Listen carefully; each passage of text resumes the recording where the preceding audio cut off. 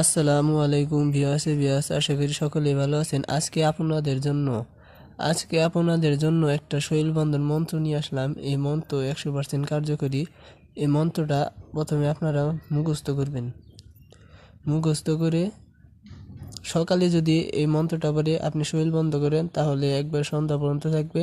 আবার যদি সন্ধ্যার সময় যদি এই মন্ত্র পড়ে শৈল বন্ধ করেন তাহলে একবার সকাল পর্যন্ত থাকবে। প্রথমে মন্ত্রটা আপনারা ভালো করে মুখস্থ করে নেবেন। মুখস্থ করে নিলে হবে, আর কিছু করতে হবে না। যখন আপনারা শরীর বন্ধ করবেন তখন 3বার পরে 3টি ফু দিবেন। প্রতিবার পরার পর একটি করে ফু দিবেন। মন্ত্রটা ভালো করে দেখেন, আমি বইলা দিচ্ছি। এই মন্ত্রটা ভালো করে দেখেন, যে স্ক্রিনশট দিয়ে রাখবেন, তারপর মুখস্থ করবেন, খাতায় তুলে নেবেন। দেখেন মন্ত্রটা আমি বলে দিচ্ছি।